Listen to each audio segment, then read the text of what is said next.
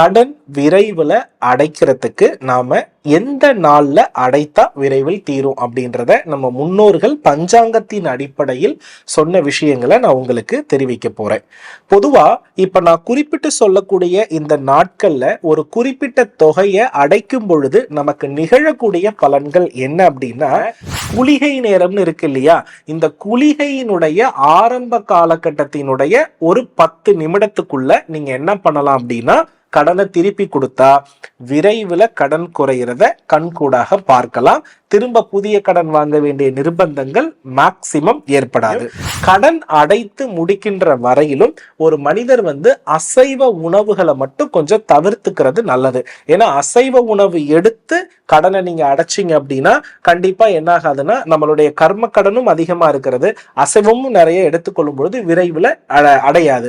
அப்ப கடனை அடைச்சி முடிச்சுட்டு நீங்க அசைவ உணவு பழக்கத்திற்கு வரும் பொழுது அது ஒரு பெரிய பிரச்சனையா என்ன பண்ணாதுன்னா இருக்காது.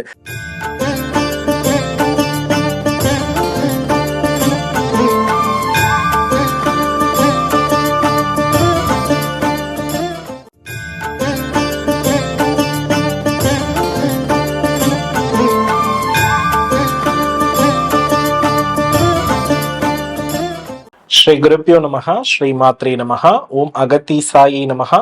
சித்தர்யுகம் இறை அடியார்கள் அனைவருக்கும் அன்பான வணக்கங்கள். நாம இன்னைக்கு பார்க்கக்கூடிய தலைப்பு என்ன அப்படின்னா, கடன் விரைவில் அடைக்கிறதுக்கு நாம எந்த நாள்ல அடைத்தா விரைவில் தீரும் அப்படின்றத நம்ம முன்னோர்கள் பஞ்சாங்கத்தின் அடிப்படையில் சொன்ன விஷயங்களை நான் உங்களுக்கு தெரிவிக்க போறேன். பொதுவா இப்ப நான் குறிப்பிட்டு சொல்லக்கூடிய இந்த நாட்கள்ல ஒரு குறிப்பிட்ட தொகையை அடைக்கும் பொழுது நமக்கு நிகழக்கூடிய பலன்கள் என்ன அப்படின்னா, கர்ம கடன் அதிகமாக இருக்கும் பொழுது உடல் நம்மளை சுற்றி இருக்கக்கூடிய ஏதாவது ஒரு வகையில விரய செலவுகளை அது உருவாக்கி கொண்டே இருக்கும். நாம போடக்கூடிய முதலீடுகள் ஏதோ ஒரு வகையில் நஷ்டமாகி கொண்டே இருக்கும். நம்மளுடைய உழைப்பு பயனில்லாமல் போகும். இதெல்லாம் கர்ம கடன் நமக்கு இருக்கிற வரையிலும் நம்மளுடைய பண இழப்புகள் நடந்துகிட்டே இருக்கும். இந்த கடன் அடைக்கக்கூடிய குறிப்பிட்ட நேரங்களை மட்டும் நாம் பயன்படுத்தி சிறு தொகைகளை நம்ம குறைக்கும் பொழுது நமக்கு என்ன ஆகும் அப்படின்னா, இந்த தேவையில்லாத விரய செலவுகளை கட்டுப்படுத்துற வாய்ப்புகள் நிறைய நமக்கு உருவாகும். புதிய கடன்கள் என்ன ஆகாதுன்னா திரும்ப திரும்ப உருவாகாது. ஆகையினால் இப்ப நான் சொல்லக்கூடிய நேரங்களை அலட்சியமாக எடுத்துக்கொள்ளாமல் குறிப்பிட்டு கவனித்து இந்த டைமை நீங்க உபயோகப்படுத்தினா திரும்ப புதிய கடன்கள் உருவாகிறதுக்கு வாய்ப்பே இருக்காது. இதை நீங்க செயல்படுத்தி பாருங்க. சரி, இப்ப கடன் அடைப்பதற்கு முதல் காலகட்டம்னு எடுத்துக்கிட்டோம்னா மைத்ரேய முகூர்த்த காலகட்டம். பொதுவா மைத்ரேய முகூர்த்தம் அப்படின்னா என்னன்னா, ஒரு ஜாதகத்துல செவ்வாயோடு சனியோ அல்லது சனி பகவானோடு செவ்வாய் பகவான் இணைந்திருக்கிறத தோஷம் மிக்க ஜாதகம் அப்படின்னு சொல்லப்படுது. இவர்களால் எப்போதுமே ஒரு கடன் சுமையோடு வாழ வேண்டிய நிர்பந்தம் தான் அதிகமா இருந்துகிட்டு இருக்கும். அதனால இந்த செவ்வாய் சனி சேர்க்கை எந்த பாவத்தில் எந்த டிகிரியில் இருக்கிறது என்பதை பொறுத்து அதற்கு தகுந்த கோவில் கொடுக்கப்படும். அந்த கோவிலை நீங்க ஜோதிடர்களிடமிருந்து தெரிந்து கொண்டு நீங்க என்ன பண்ணலாம்னா, இந்த மைத்ரேய முகூர்த்த காலகட்டத்தை செயல்படுத்தினா வாழ்நாள் முழுவதும் உங்களால கடன் இல்லாமல் இருக்க முடியும். சரி, இப்போ மைத்ரேய முகூர்த்தம் அப்படின்றது ஒண்ணும் கிடையாது. இந்த சொன்ன கிரக சேர்க்கையினுடைய காலகட்டம் கோச்சார அமைப்பு படி உருவாகிற நேரம் தான். அப்போ அஸ்வினி நட்சத்திரமும் செவ்வாய்க்கிழமையும் சேர்ந்து வரக்கூடிய காலகட்டம், இல்லைன்னா அஸ்வினி நட்சத்திரமும் மேஷ லக்னமும் இணைந்து வரக்கூடிய காலகட்டம். அஸ்வினி நட்சத்திரம் மேஷ லக்னம், அனுஷ நட்சத்திரம் விருச்சக லக்னம். இத ரெண்டையுமே நம்ம என்ன சொல்றோம்னா மைத்ரேய முகூர்த்த காலகட்டம்னு சொல்றோம். இந்த காலகட்டத்துல ஒரு சிறு கடனை நாம அடைக்கும் பொழுது நல்ல பலன் இருக்கும். பொதுவா மைத்ரேய முகூர்த்தம் என்பது சூரிய உதயத்திற்கு பின்பும் சூரிய அஸ்தமனத்திற்கு முன்பும் இருந்தா மட்டும்தான் நல்ல பலனை தவிர இரவு நேரத்தில் மைத்ரேய முகூர்த்தம் இருந்து அதுல கடன் அடைச்சிங்கன்னா அது நிச்சயமா என்ன ஆகாதுன்னா செல்லுபடி ஆகாது. அதுக்கு அடுத்தபடியா பாத்தீங்கன்னா செவ்வாய்க்கிழமையோடு நவமி திதி. ரெண்டாவது விஷயம் ஞாயிற்றுக்கிழமையோடு சதுர்தசி திதி. மூன்றாவது சனிக்கிழமையோடு சதுர்த்தி திதி. சதுர்தசி வேற சதுர்த்தி வேற. நான் சொல்றது சனிக்கிழமையோடு சதுர்த்தி திதி. இந்த நாட்களோடு இந்த திதிகள் இணைந்து வரக்கூடிய காலகட்டத்துல குளிகை நேரம்னு இருக்கு இல்லையா, இந்த குளிகையினுடைய ஆரம்ப காலகட்டத்தினுடைய ஒரு 10 நிமிடத்துக்குள்ள நீங்க என்ன பண்ணலாம் அப்படின்னா கடனை திருப்பி கொடுத்தா விரைவில் கடன் குறையிறத கண்கூடாக பார்க்கலாம். திரும்ப புதிய கடன் வாங்க வேண்டிய நிர்பந்தங்கள் மேக்சிமம் ஏற்படாது. மூன்றாவது விஷயம் பாத்தீங்கன்னா பிரதோஷ காலகட்டம். அதிலும் குறிப்பாக பாத்தீங்கன்னா சனி பிரதோஷ காலகட்டத்துல கரெக்டா 5:40 போது நாம் கடன் தொகையை சிறுக கொடுக்கும் படுகிற பட்சத்துல கட்டாயமா நமக்கு கடன் சுமை மீண்டும் என்ன பண்ணாதுன்னா ஏற்படாது. அதே போல கிரகண காலகட்டம், சூரிய சந்திர கிரகணம் வரும் இல்லையா, அந்த கிரகணம் முடியறதினுடைய 20 நிமிடத்தில் நாம கடன் அடைக்கிறோம் அப்படின்னா லட்சங்கள் கோடியில் கடன் வாங்கி இருந்தால் கூட அது குறைவதற்கு வாய்ப்புகள் நிறைய இருக்கிறது.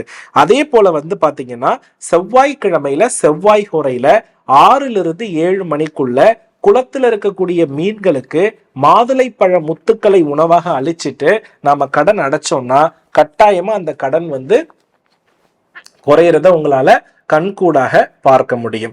இப்படி இந்த அடிப்படையான விஷயங்கள் அனைத்தும் பஞ்சாங்கத்தில் நம் முன்னோர்கள் சொன்னதன் மூலம் எடுத்த ஒரு விஷயம்.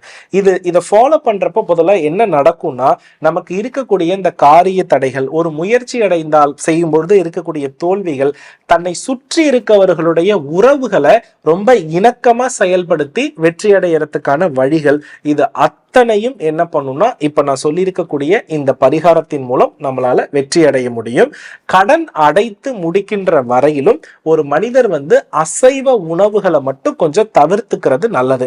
ஏன்னா அசைவ உணவு எடுத்து கடனை நீங்க அடைச்சிங்க அப்படின்னா கண்டிப்பா என்ன ஆகாதுன்னா நம்மளுடைய கர்ம கடனும் அதிகமா இருக்கிறது, அசைவமும் நிறைய எடுத்துக்கொள்ளும் பொழுது விரைவில் அடையாது. அப்ப கடனை அடைச்சி முடிச்சுட்டு நீங்க அசைவ உணவு பழக்கத்திற்கு வரும் பொழுது அது ஒரு பெரிய பிரச்சனையா என்ன பண்ணாதுன்னா இருக்காது.